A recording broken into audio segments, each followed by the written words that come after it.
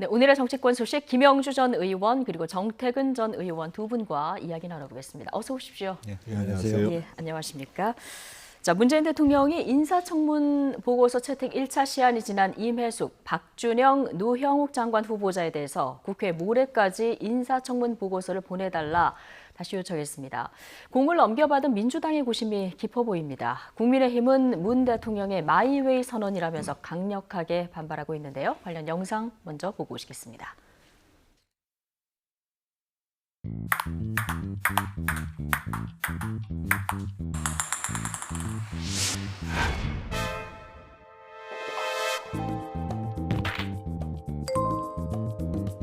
야당에서 반대한다고 해서 저는 검증실패라고 생각하지 않습니다.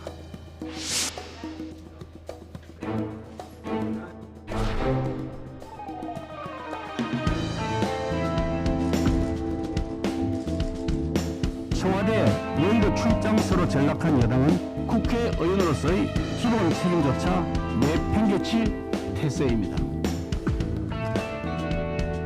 장관이랑 총리 후보자가 그런 생각 저기 대변인 통해서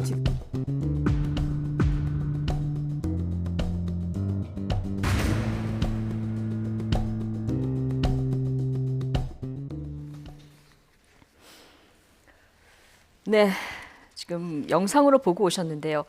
문재인 대통령 야당에서 지목한 부적격 후보자 이제 3명이 있는데요.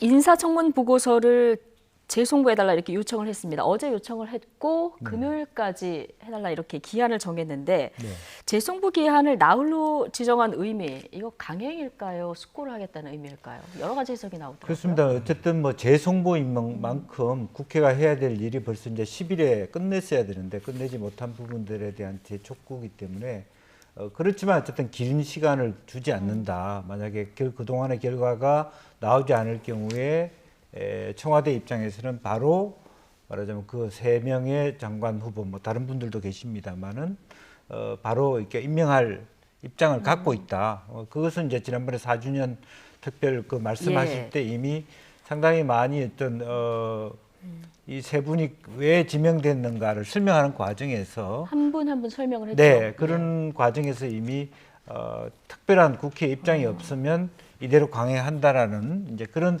청와대의 입장, 원론적 입장이 전해졌다고 보여지고 다만 이제 그 14일 동안에 그 이틀밖에 안 됩니다만은 그럼에도 불구하고 이 시간은 국회의 시간이라고 하는 것은 여야 합의의 결과나 특히 최근에 여당 내부에서 일어나고 있는 말하자면 그 이번 후보들에 대한 부적격 입장 이런 것들 잘 조율해서 또 후보자로 나와가지고 결격 사유가 많다고 지명돼 있는 당사자, 후보자들까지 포함해서 굉장히 숨가쁘게 여러 가지 어떤 그 논의를 당정 같이 해가지 않을까 싶습니다. 이틀 동안에 이제 국회 시간이니까 국회에서 많은 물밑 작업들이 있을 것이다 이렇게 보셨는데 야당에서는 당장 눈과 귀를 막고 가겠다는 마이웨이 선언이다 이렇게 비판이 나왔습니다. 여당에서는 지금 현안이 우리나라에 많다 보니까 총리 인준부터 먼저 처리하자 이런 입장인데 야당은 3명하고 연계하겠다 이런 입장에 지금 평행선만 달리고 있는 상황입니다. 지금 국회에서 들어오는 소식들 보면은 야당에서는 총리나 검찰총장 문제 그리고 법사위원장까지 테이블에 다 올려놓고 뭔가 좀 최대한 얻어내겠다 이런 입장이나 분석도 나오는데 어떻게 보십니까? 그렇죠. 지금 이제 문재인 대통령은 뭐 총리를 비롯해서 여러 수장들이 비어 있으니까 이걸 빨리 해야 된다 해서 재송부 시한도 굉장히 앞당겨 있는데 사실은 청와대가 이렇게 독주를 하는데 뭐 장관이 비어 있다고 총리가 비어 있다고 뭐 나라에 문제가 생기겠어요?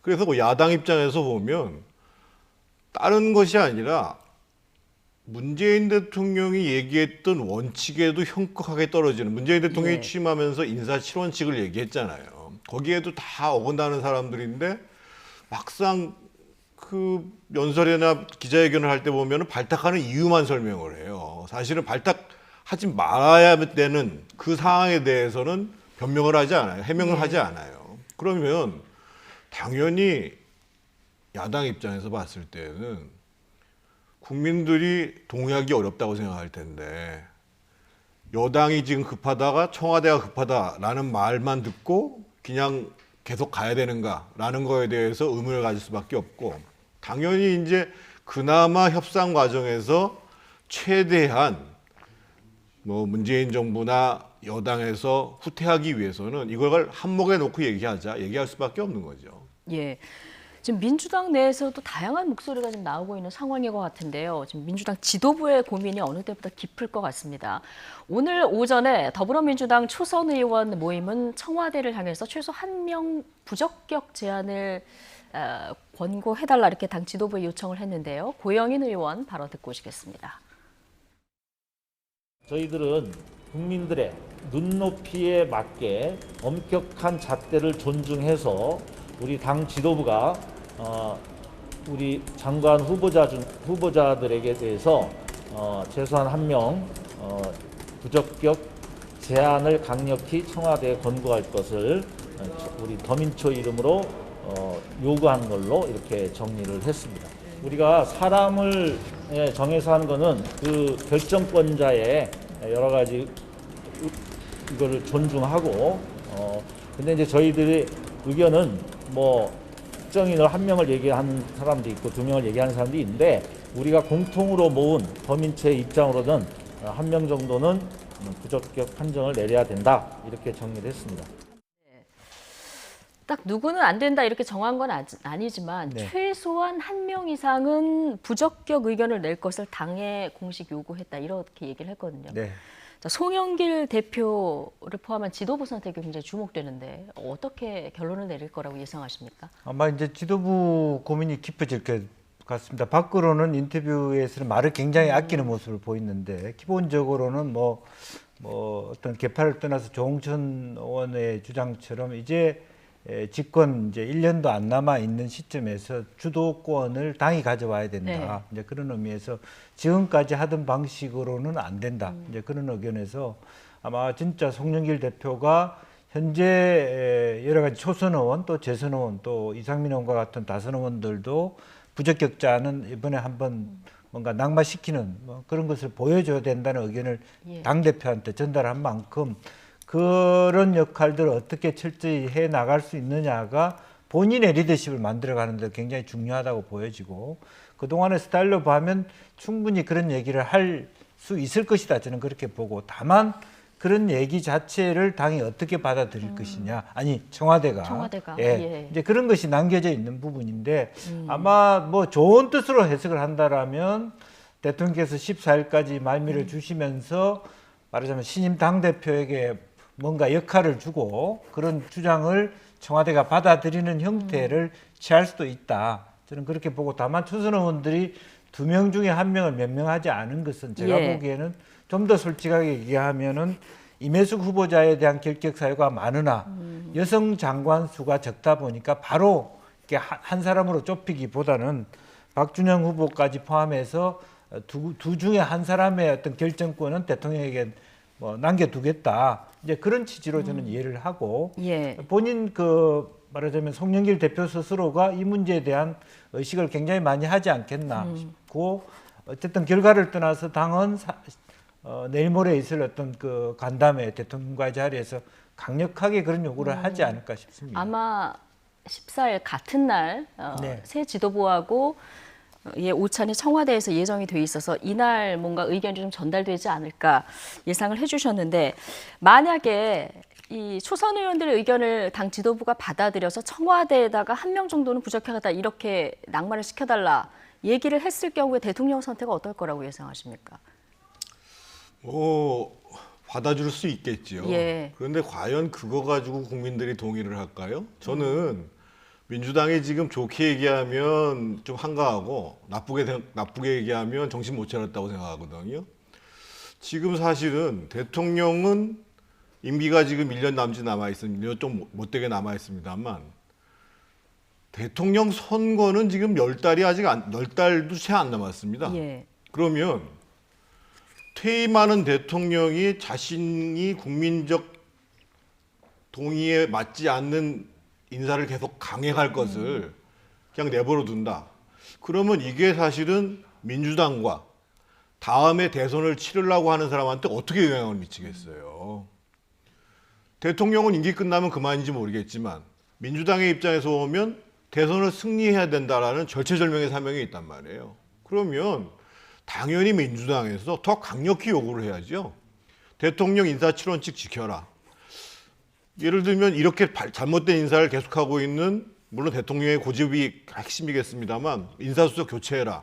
이런 얘기도 부족하다고 싶을 때 뭐 그냥 문제가 있는데 뭐 꼭 한 명은 꼭 교체해줬으면 좋겠다. 네. 해서 대통령이 그걸 받아준들 국민들이 아 당신들 그래도 뭔가 좀 변하고 있어 이렇게 느낄까요? 저는 전혀 그렇게 느낄 것 같지 않아요. 그래서 네. 저는 지금은 민주당이 정말 집권당이고 다음 대선을 이기고자 하는 의지가 분명하다고 한다면 청와대에 대해서 분명한 원칙을 지키라고 문제를 제기를 하고, 문제가 제기됐던 사람 중에 뭐 다 교체할 수는 없어도 적어도 그러면 한 핵심적으로 문제가 된 뭐 2분 정도 제가 이름을 얘기 안 하겠습니다만 예. 그분에 대해서는 내밀하게 우리가 만약에 청와대에서 받아들이지 못하면 우리가 인사청문 보고서 부적격으로 채택하겠다. 예. 이렇게 나가야지 맞죠. 대선을 승리하려고 하면 뭐 최소 한 명 정도 이렇게 권고할 것이 아니라 조금 더 강한 목소리를 내야 한다, 이런 지적을 해주셨는데, 만약에요 한 명 정도라도 지명 철회를 하거나 혹은 자진 사퇴의 카드도 있지 않습니까? 네, 그렇죠. 그럴 경우에 국민의힘에서는 다른 후보들은 수락할까요? 글쎄요, 이제 그런 부분에 있어서 여야가 그 물밑 작업을 해야 되겠죠. 뭐 그거로 만족하기 어렵다. 네. 뭐 이런 얘기를 분명히 하실 텐데, 이제 그러면서 이제 뭐 법사위원장까지 연계해서 문제를 한다든지, 어쨌든 그래도 김부겸 뭐 총리는 뭐 표결이라고 하는 부분이 있습니다만은 예. 국민의힘이 그거 자체를 물고 늘어져서 표결해서 부결시킬 수 있을 것 같지는 않습니다. 다만 이제 김호수 검찰총장은 또 다른 문제라고 예. 보여지는데, 이제 그럼에도 불구하고 서로 100% 만족하지 않지만 진일보된 논의를 해가는, 우리도 이만큼의 성의를 예. 보여줬지 않느냐 하는 그런 얘기는 지도부가 해갈 것이고요. 이제 그러면서 뭐 국민들이 그 사이에서 일정 정도 서로의 만족스럽지는 않지만 양보해가는 모습들을 보면서 뭐 그 정도로 해서 국회가 정상화되기를 바라는 힘으로써 이렇게 그 안정화시켜야 된다고 봅니다. 예. 어쨌든 오늘 초선 의원들의 목소리가 나왔고요. 당 지도부가 이걸 이제 어떻게 반응을 할지 좀 지켜보도록 하고, 10개월 남은 대선 이야기로 좀 넘어가 보겠습니다. 자, 당 대표를 먼저 뽑은 민주당이 대선 레이스 이제 한 발 앞서서 진행을 하고 있는 상황인데, 그제 이낙연 전 대표 그리고 어제 정세균 전 총리, 오늘 이재명 지사가 이제 새몰이에 나섰는데요. 전국 지지 모임은 민주평화광장을 발족했습니다. 자, 이름이 민주평화광장인데 이게 민주당의 민주, 경기도가 강조하는 평화, 그리고 이해찬 전 대표가 운영하는 광장, 이 합성은 맞습니까? 글쎄요, 이제 뭐 해석은 여러 가지 있을 수 있겠습니다만, 예. 우리가 포럼이라고 하는 걸 한국말로 광장이라고 할 수도 있고, 다른 한편으로 보면 이제 평화라는 부분도 사실은 경기도는 평화부지사 이렇게 했죠. 예. 네, 그리고 실제로 이화영 전 평화부지사가 이해찬계의 아주 바로 직속 뭐 말하자면 윤호중, 이해찬, 예. 그 이화영 이게 연결돼 있는 그런 부분이기 때문에 광장의 뜻도 그런 어떤 말하자면 이해찬 전 대표가 힘을 싣고 있다는 것을 활용하고자 하는 이제 그런 부분이 있을 겁니다. 이제 그런 의미에서 실제로 보면 상당히 뭐 민주당 내에 말하자면 대선 구도가 아주 오묘하게 간다, 그렇게 볼 수 있습니다. 왜냐하면 이재명 오묘하게 지사는 간다. 친노 친문하고 결을 달리하는데 친노 친문의 자장인 이해찬은 이재명 지사의 마치 그 포럼으로 보면 자장을 맡고 있는 듯한. 그래서 여쭤봤습니다. 예. 이제 그런 부분이 있기 때문에 앞으로 가면 갈수록 현재, 왜냐하면 그 이유는 이재명 외에 다른 주자들이 너무 많은 차이로 뒤떨어지고 있기 때문에 정권 연장을 위해서는 예. 지금 친하냐 안 친하냐 문제가 아니라 될 수 있는 카드에 힘을 실는다는 쪽으로 일정 정도의 친노 친문의 분화가 일어나고 예. 있는 거 아닌가, 이제 그런 생각을 우리가 갖게 되는 것이죠. 아, 정권 재창출을 위한 전략적인 선택이 좀 있을 수 있다. 네. 예, 이런 분석을 해주셨는데 오늘 보니까 조정식 의원 그리고 이종석 전 통일부 장관이 공동 대표고요. 그리고 노무현 전 대통령의 사위죠. 곽상원 변호사도 여기 참여를 했더라고요. 캠프 윤곽이 이제 드러났는데 특히 이제 주목해서 보시는 부분이 있습니까? 저의 해석입니다만 지금 뭐 이재명 지사는 가장 높은 지지율임에도 불구하고 예를 들면 이낙연 전 대표라든지 정세균 전 총리에 비해서 세가 가장 약하잖아요. 예. 그러면 일종의 이제 도장 깨기를 해야 되는 거거든요. 특히나 이제 이 친문의 반대가 굉장히 크잖아요. 그러니까 어떻든 주변 사람들, 예를 들면 곽상원 변호사 같은 사람을 통해 가지고 최대한 친노의 세력들을 얻어가면서 친문들을 이 깨나가는 전초기지를 예. 마련하고, 마찬가지로 지금 이제 당내가 보면은 상당히 이해찬계가 상당한 영향력을 지금 발휘하고 있잖아요. 그러니까 그쪽에 있는 사람들 데리고 와서 하나하나씩 지금 다수의 지지 기반을 갖고 있는 부분들을 당내 지지 기반 속에서 구체적으로 확인시켜가는 이런 단계적 전략 차원에서 보면 상당히 전략적으로 그 영입을 한 것이 아닌가라고 판단이 드는데 네. 그것이 이제 실제로 당내의 진영을 흐트러 놓을 수 있는지 이 문제는 또 별개라고 봐야 되겠죠. 전략적 영입을 했는데 이게 실제로 당의 어떤 지형을 흔들어 놓을 수 있을지는 좀 지켜봐야 된다. 예.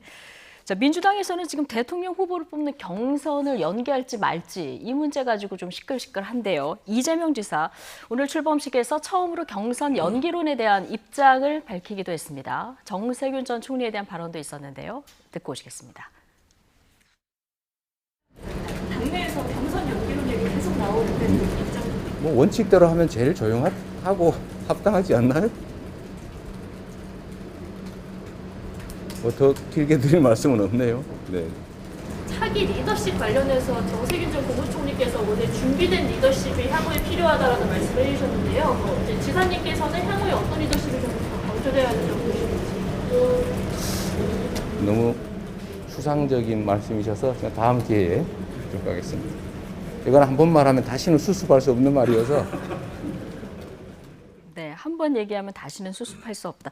오늘 전체적으로 좀 말을 아끼는 모습도 보였는데, 자, 경선 연기와 관련해서는 원칙대로 하는 것이 가장 조용하고 합당하지 않겠냐. 네. 자, 이 얘기는 연기하지 말자 이런 그렇습니다. 의중이겠죠. 그 내부적으로 뭐 민주평화 광장 내에서도 아주 이번에 전재수 의원을 통해서 뭐 어떤 연기론의 이야기가 나온 데 대해서 굉장히 부글부글 끓는 모습들이 보여지고요. 예. 또 이재명 지사는 굳이 본인 입으로서 그것을 격화시키는 부분을 자제하는 측면이지만 애둘러서 어쨌든 있는 그대로 룰을 만들었으니까 예. 이 룰을 누가 만들었나? 이해찬 대표가 만들었다. 왜 만들었나? 여러 가지 어떤 많은 논란이 있었음에도 만들었으니까 지키자. 이런 것들이 이제 이재명 쪽의 문제인 것 같습니다. 그런데 아주 재미있게 보이는 포인트가 전재수 의원, 김두관 의원 같은 분은 사실은 부산파의 친노 친문이거든요. 예. 이분들은 또 아주 예민하게 야 국민의힘은 11월 달에 뽑는데 우리 후보만 9월 달에 뽑아서 덩그러니 다른 후보들이 말하자면 11월 달에 컨벤션 할 때 우리가 지지가 어떻게 될지도 모르는 상태에서 이것이 전략적으로 맞는 것인가? 예. 어떤 특정 후보의 유불리하고 상관없이 정말 미국 같은 경우도 같은 날 선거하는 그런 이유가 있는 것이죠. 그래서 그것이 적당하다라고 얘기하는 것인데 이제 그런 의미에서 제가 이걸 보는 것이 바로 이건 경선 연기라고 하는 것이 친 이재명 대 반 이재명에서의 싸움의 출발이다. 본격적인 예. 그런 측면이 하나 있고요. 또 하나는 정세균 총리가 복귀가 늦어진 거잖아요. 이 레이스에. 앞으로 이것이 김두관, 정세균 혹은 뭐 이광재 이런 어떤 후보군들의 결합 포괄주자. 속에서 이제 어떤 결과 뭐 이낙연 뭐 대표도 당연히 그 연기론 쪽에 힘을 실을 겁니다. 예. 그랬을 때 이재명 대 반 이재명의 구도가 앞으로 경선 과정에 어떤 영향을 미칠지 아주 재미있게 볼 수 있는 포인트가 아닌가 그렇게 생각이 듭니다. 아, 이 연기론 관련해서 이재명과 반 이재명계. 네. 그리고 예. 실제로 보면 송영길과 윤호중으로 보면 아직은 모르겠습니다만은 윤호중은 이재명과 입장, 이해찬과 같은 입장으로 본다면 연계해서는 안 된다는 입장일 수도 있고 네. 송영길의 경우에는 생각해보자 이런 입장일 수도 있기 때문에 당대표와 원내대표 간의 갈등의 어떤 재점화의 어떤 빌미가 될 수 있다라는 측면도 관전 포인트가 될 수 있다고 예. 보여집니다. 어쨌든 처음에 불을 지핀 전재수 의원도 이게 당내 분란으로 비춰지는 것은 바람직하지 않다 이런 입장을 냈고요. 전체적으로 겉으로는 속마음은 어떨지 모르지만 지도부가 판단을 해달라 이런 입장들을 좀 많이 내놓고 있는 상황인데요. 국민들은 민주당의 경선 연기에 대해서 어떻게 보고 있는지 여론조사 결과가 하나 있어서 보겠습니다. 민주당 경선 시기를 연기해야 할까 이 질문을 던졌는데요. 당원 당규에 따라서 9월에 그대로 진행해야 한다가 39.9%고요. 연기를 해야 된다는 16.9%에 불과하고요. 시기가 상관없다고 답한 분들이 35.2% 정도 돼요. 어떻게 보십니까? 이거를 반대로 해석하면은요. 예. 예정대로 하자는 게 40%고 꼭 예정대로 안 할 수도 있다라는 게 한 52% 나오는 거잖아요. 꼭 예정대로 저는 예. 사실은 좀 이재명 지사가 조금 좀 아쉽다고 느끼는 게 이번에 통 크게 나와서 경선 시기 문제는 대선 승리에 가장 유리한 시점을 선택하면 된다. 다만 후보 간의 합의가 필요하다. 이 정도 얘기를 했으면 네. 오히려 훨씬 더 자신감이 있었을 것 같거든요. 그러니까 경선을 한다라는 것은 후보를 하나로 압축한다라고 하는 우리 대표 주자를 만드는 과정도 있겠지만 그 과정 속에서 우리의 대표 선수가 본선에서 이겨야 된다라는 것을 국민들한테 각인시키는 과정들이거든요. 그러면 그 내용과 함께 시기라는 것이 중요하지 않을 수가 없어요. 예. 그렇다고 봤을 때는 가장 앞서 나가는 주자로서 그냥 대세를 그냥 밀어붙이겠다 이렇게 나가는 것보다 오히려 당내에 반발 세력이 많은 속에서 당신들이 어떻게 하더라도 나는 후보가 될 거야. 당신들 내용들을 다 수용할 수 있어. 이렇게 좀 자신감 있게 보여줬다고 한다면 야 역시 이재명이 다른데? 이런 느낌들을 받지 않았을까 이런 생각인데 네. 너무 그 이재명계에서 보여주는 모습이 천편일률적이어서 조금 좀 아쉽다는 느낌을 받았습니다. 네. 지금 워낙 많이 앞서가고 있으니까 이재명 지사가 조금 더 통 크게 치고 나오면 어떻겠느냐 이런 의견이신데요. 두 가지 다가 이해가 되죠. 앞서 네. 나가고 있는 사람은 빨리 결정되기를 바라는 게 예, 솔직한 마음이고. 솔직한 마음이고 예. 이제 다만 또 하나의 부분은 이제 그런 데 대한 지지자들의 어떤 결집들이 있는 거잖아요. 그러니까 지지자들은 안 된다, 9월 달에 해야 된다는 입장을 가지는데 본인이 이제 더 통 크게 나가기가 쉽지 않다라고 하는 거고 저도 정 의원 말처럼 실제로 이것은 뭐 우리 당이 정권을 연장할 수 있다면 당 지도부의 조건 또 당원들의 의견에 따르겠다 이렇게 하면 훨씬 예. 더 큰 지도자감이라는 느낌을 줄 수 있었고 또 한편으로 보면 지금 상황 같으면 한두 달 연기해도 이재명 후보를 쉽게 이렇게 타고 넘을 사람이 많지 않아 보여요. 예. 그 두 달 사이에 어떤 일이 일어나 지금 상황으로 보면 그렇다면 그렇게 좀 통 크게 얘기해도 되는 거 아니가. 간발의 차이 같으면 사실은 지금이라도 빨리 하고 싶지만 지금 민주당 내에서 네. 2위와 1위와의 차이라는 게 상당히 큰 벌어져 것도 있기 사실이잖아요. 때문에. 네. 이제 그런 의미에서 조금 더 크게 해서도 됐다 그런 생각이 듭니다. 예. 자, 지금 후발 주자죠. 정세균 전 총리도 본격 행보를 시작했는데요. 정 전 총리 어제 광화문 포럼에 참석했는데 자, 이재명 지사에 대한 질문이 나왔고요. 여기에 대해서 이렇게 답했습니다. 듣고 오시겠습니다. 당연히 책임이 있죠. 그리고 아마 지자체에서도 할 수 있는 일이 많이 있었을 거예요. 그거 뭐 알면은 벌써 했게요?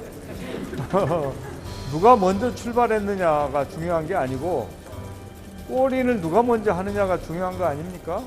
그래서 저는 뭐 이제 신경이야 당연히 쓰이지 안 쓰이겠어요. 그렇지만은 거기에 연연하지 않고 나의 길을 간다. 네, 정세균 전 총리의 이 얘기 듣고 오셨는데 자, 이재명 지사가 SNS에 관료들이 신속하고 성실하게 그 미션을 수행하고 있는지 부동산 정책 관련해서 이게 의문이다 이런 글이 있었고요. 이제 정세균 총리가 이제 기자들이 질문을 하니까 지자체에서도 할 수 있는 일이 있지 않았겠느냐 이런 얘기를 했습니다. 오늘 또 기자들이 이재명 지사에게 물었더니 이거는 관료들의 비협조나 저항을 말씀드린 것이니까 오해하지 말아달라 이렇게 얘기를 했는데 신경전이 시작된 겁니까? 기자들이 부추기는 겁니까? 신경들이 시작되고 지난번에 예. 이미 이제 백신과 관련해서 여러 가지 그런 부분이 있었고요. 또 혹은 말하면 그 재난지원금에 대한 보편 지급과 관련해서도 이재명 지사의 언급에 대해서 부적절하다는 네. 말씀을 하신 적고 일정한 그런 어떤 철학이나 가치 기조에 대한 스탠스를 유지하는 것 같고, 또 본인이 지금 정세균 총리께 말씀하시는 것은 전체적으로 문재인 정부에서의 책임이라고 하는 것은 총리나 지자체의 장이나 큰 틀에서 같은 책임을 져야지. 네. 청와대 안에 있는 행정부 안에 있는 사람은 책임이 있고 지자체장은 책임이 없다. 이런 논리는 맞지 않다. 이제 그런 말씀을 애둘러서 표현한 거 아닌가 그렇게 생각이 듭니다. 예. 정준 총리 아까 말 중에서 먼저 출발한 것보다 꼬리를 누가 먼저 하느냐가 중요하다 이 얘기했거든요.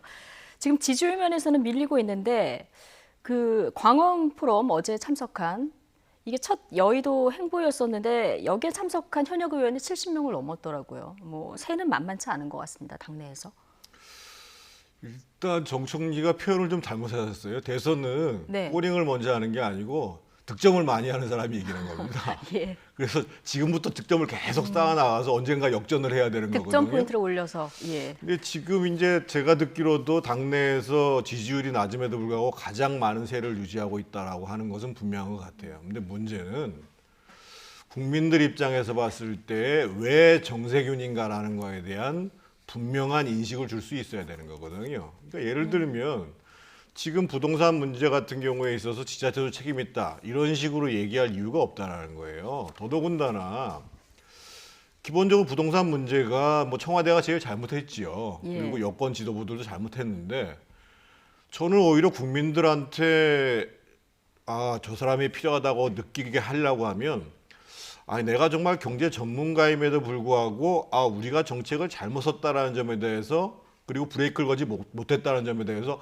솔직하게 얘기하는 순간 저 사람이 그래도 경제적 실력이 있는가 보다 이렇게 생각하지 실질적으로 그냥 책임을 갖다가 너도 있고 나도 있고 이런 식으로 얘기해가지고는 그러면 굳이 지지율이 많은 이재명이 아니라 우리가 정세균으로 옮겨가야 되는 이유가 도대체 뭔가 라는 부분들을 생각할 수가 없다라는 거예요, 기본적으로. 그래서 특히 정세균 전 총리 같은 경우가 후발주자이기 때문에 네. 더더욱이나 왜 내가 민주당의 대표주자가 돼야 되는지 이 문제에 대해서 당원들한테도 국민들한테도 분명하게 메시지를 줄 필요가 있는 거예요. 예를 들면 노무현 대통령이 경선할 때를 보면은요, 굉장히 낮은 지지율에서 출발했지만 딱 두 가지를 분명히 얘기했어요. 하나는 지역주의를 척결하는 데는 나쁜이 없다.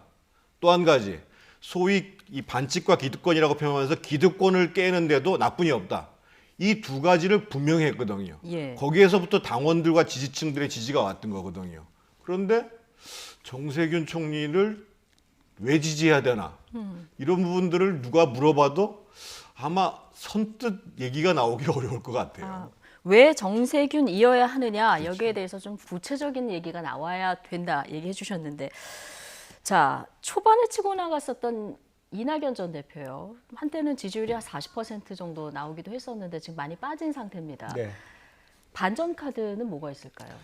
사실은 이낙연 대표님은 사실 반전 카드가 많지 않아요. 왜냐하면 본인 스스로가 문재인 정부하고 거의 일치화시키면서 일을 해왔기 때문에 예. 결국 대통령 레임덕 현상, 실제 지지율이 빠지고 있는 상태에서 똑같은 뜻을 같이 한 사람이 혼자서 반전 카드를 만들어낸다는 게 상당히 어렵습니다. 더군다나 그 반전 카드는 정세균 총리가 이 레이스에 들어오기 전에 만들었어야 됩니다.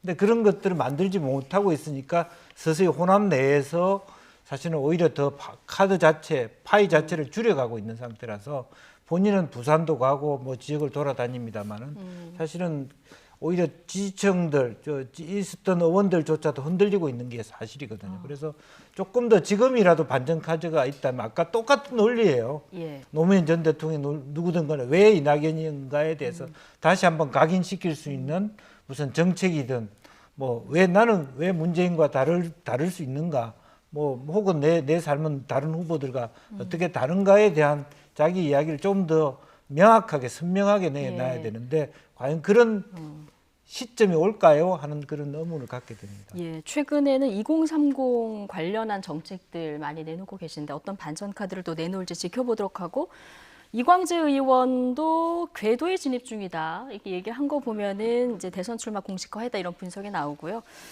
오늘은 또 양승조 충남지사도 대선 출마를 이제 선언한 상황이라서요. 민주당 대권 경쟁은 점점 열기를 더해가는 이런 모습입니다. 국민의힘으로 가볼까요? 국민의힘에서는 지금 당권 경쟁이 한창입니다. 전당대회 날짜는 다음 달 11일로 확정이 됐습니다. 이번 전당대회는 영남과 수도권, 또 중진과 신인의 대결이 아닐까 싶은데요. 경쟁이 뜨거워지다 보니까 당권 주자들 사이에 설전도 벌어지고 있습니다. 중진 주호영 의원, 어제 젊은 당권 주자들을 향해서 경험 부족을 지적하는 발언을 하기도 했는데요. 젊은 주자 중 한 명, 이준석 전 최고위원은 오늘 이렇게 받아쳤습니다. 같이 듣고 오시죠. 에베레스트를 원정하려면 네. 동네 뒤산만 다녀서는 안 되고 예. 설악산이나 지리산 등 또 중간 산들도 다녀보고 원정대장을 맡아야 하지. 이 대선이라는 이 큰 전쟁을 예.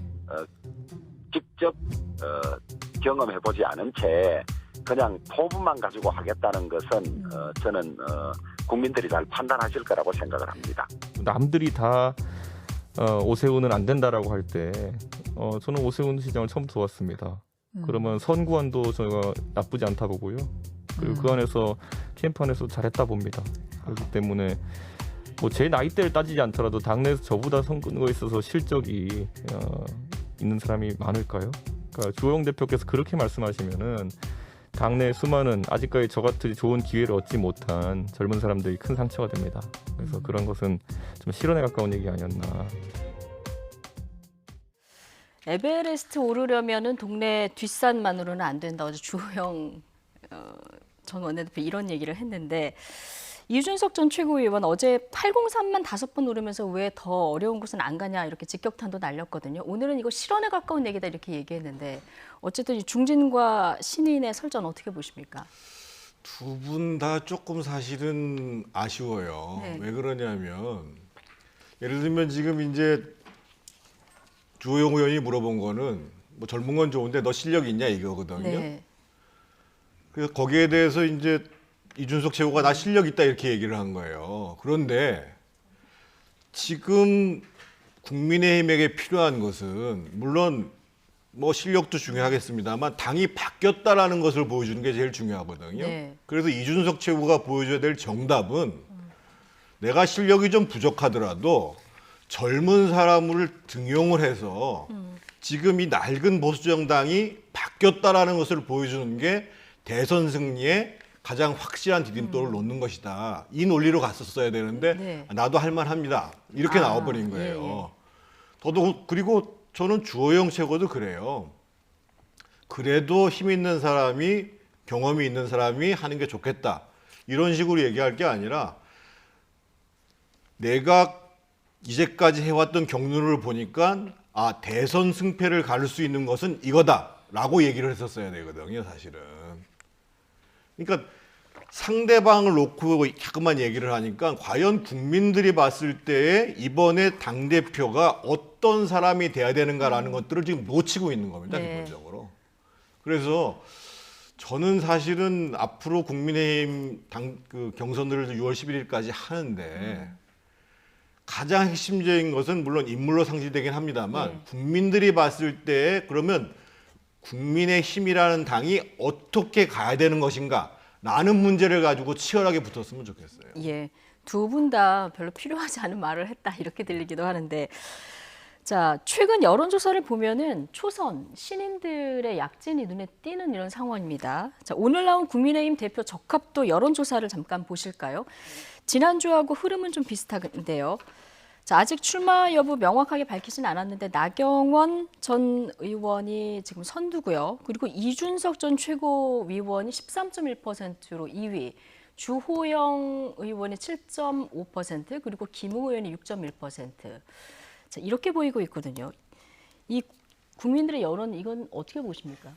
그래서 이제 국민의 여론과 당원들의 어떤 표심에 실질적으로 네. 득표력은 일정 정도 차이가 있을 수 있겠습니다만 큰 틀에서의 흐름들은 지켜가고 있다라고 보고 실제로 오히려 김웅 의원들은 점차 어쨌든 인지도가 적었는데도 불구하고 조금씩 이렇게 커오고 있다라고 하는 측면은 예. 굉장히 고무적이라고 봐요. 국민의힘 입장에서는.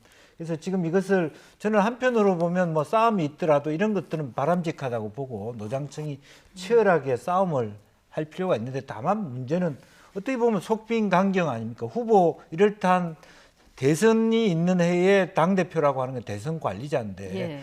이렇다 할 당내에 대선 주자가 없이 당대표 하겠다는 사람이 서로 내가 적임자다고 얘기하는 것이 한편으로는 좀 슬픈 현실일 수도 있거든요. 아까 말한 대로 우리가 조금 더 변화하는 모습을 통해서 대선 이기기 위해서 우리 당내 후보를 키우는 방법, 또 밖에 있는 후보군을 영입하는 그런 측면에서 내가 어떤 역할을 할 것인가가 좀 필요한 것 같고, 그런 의미에서 한편으로 보면 국민의힘 지지자들도 기존에 있는 의원들이 잘해왔으면 지금 비대위 체제가 오래 갔겠냐 하는 것이기 때문에 오히려 더 젊은 후보, 또 더 보수적이지 않고 역동적인 후보에게 더 많은 관심을 보이는 것만은 사실인 것 같다는 생각이 예. 듭니다. 자, 지금까지 12명 정도 얘기가 나오고 있는 것 같아서 굉장히 많은 후보들이 내가 당대표에 도전하겠다 얘기를 하고 있어서 상황을 좀 지켜봐야 되는데, 자, 김종인 전 비대위원장이요. 과거 정치와 인연이 없는 사람을 대표로 뽑는 게 현명한 선택이다. 출근 인터뷰에서 이런 얘기를 했습니다. 이건 뭐 신인의 힘을 실어주는, 구체적으로 누구를 콕 집어서 좀 힘을 실어주는 발언일까요? 그러니까 지금 김종인 전 비대위원장의 생각은 좀 분명한 것 같아요. 예. 어떻든 많이 아쉽지만 그래도 국민의힘이 국민들로부터 지지를 더 받아서 다음 대선을 승리할 수 있었으면 좋겠다라는 생각을 갖고 있는 건 분명한 것 같아요. 네. 그런 측면에 봤을 때는 물론 개별 인물들의 뭐 장단점이 있습니다만 당 전체가 변화했다라는 것을 보여줘야 된다. 예. 그런 측면에서 보면 뭔가 과거의 연속성을 갖고 있는 사람이 하는 것보다는 새로운 사람이 등장하는 부분들이 훨씬 더 국민들한테 변화를 인식시켜주지 않겠느냐, 예. 이런 생각들을 분명히 갖고 있는 것 같고, 다만 그럼에도 불구하고 지금 과거에도 지금 전당대회 때 뭐 초선이 나온 적도 있었고 재선 3선들이 나온 적이 있었거든요. 근데 예. 지금 국민의힘 전당대회는 대의원, 책임당원, 그 일반 당원 해가지고 당원들이 한 70%를 뽑아요. 그리고 여론조사를 30% 반영하거든요. 네. 과거에 심지어 고 정두원 의원하고 남경필 그 지사하고 단일화를 해가지고 경선에서 최고 대표 선거에 나가는데 4등 됐어요. 네. 그리고 이제 초선을 대표해서 김성식 의원이 윈번 21로 나가는데 사실은 5등 바깥으로 또 떨어졌고, 이런 상황 속에서 정말 이 초선들이 정말로 힘을 합치고 분발하지 않는 이상 네. 이 구조를 넘어설 수 있을 것인가. 우리 김종인 비대위원장 얘기하는 것처럼 뭔가 새로운 인물로 교체됐다는 걸 보여줄 수 있을까. 네. 이런 점에 있어서는 참 미지수라고 봐야 됩니다. 네, 초선들이 이제 분발해야 된다. 지금 윤희숙 의원도 출마를 검토하는 것으로 알려져 있어서 막판 이제 단일화 가능성, 초선들 이것도 이제 주목을 좀 해봐야 되는 상황이라서요. 이 과정을 좀 지켜보도록 하고, 마지막으로 짧게, 자, 국민의힘 박진 최영도 의원은 오늘 백신 확보를 위해서 자체 사절단으로 미국으로 출국을 했습니다. 네. 박진 의원 하면은 지난해 10월에 이미 뭐 백신 스와프 제한한 미국 통이긴 한데, 이 백신 들여오는 문제가 정부 차원에서도 어려운 문제라서 네.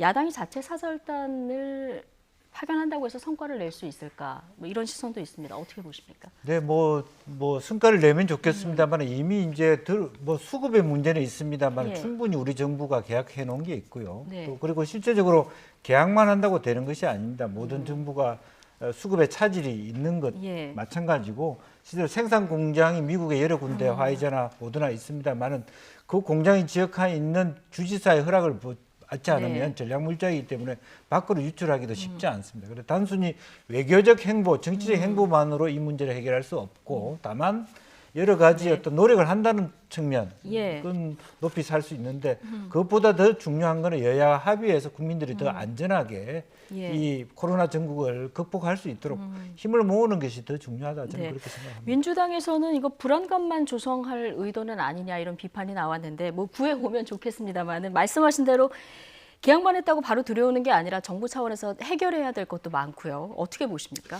일단 정부에서요, 우리가 예. 백신 문제를 해결하기 위한 우리가 가용할 수 있는 모든 인력들에 대해서 좀 조사를 해가지고 다 예. 가용할 수 있는 거 가용해야 되거든요. 우리가 기억합니다만 작년 12월 달에 모더나의 CEO하고 문재인 대통령을 연결해 주신 사람이 지금 감옥에 있는 이재용 회장이잖아요. 네. 그러니까 지금 야당 인사가 가서 뭐 따로 뭐 할 필요가 있는 게 아니라 그러면 박진 의원 등이 어떠한 인맥을 통해서 구체적으로 무엇을 할 수 있는지 그리고 예. 그것이 정부에게 어떻게 도움될 수 있는지를 협의를 하면 되잖아요. 그래서 저는 정부가 앞으로도 지금 오늘 뭐 일부 그 전해철 장관이 백신 수급 계획에 대해서 6월 달까지 계획을 내기는 했습니다만 그것도 뭐 한 달이 늦어질지 알 수가 없는 거예요. 예. 그래서 우리가 보다 더 백신을 안정적으로 다량을 확보할 수 있는 방법들을 위한 우리가 갖고 있는 역량들을 정말 총체화시키는 그런 노력들을 좀 해야 되는 것이 아닌가 이런 생각을 합니다. 여든 야든 백신 수급을 위해서 지금 풀 수 있는 모든 방법을 동원해야 된다. 네, 이런 말씀으로 듣겠습니다. 자, 오늘 정치권 소식 김영주 전 의원 그리고 정태근 전 의원 두 분과 얘기 나눠봤습니다. 고맙습니다.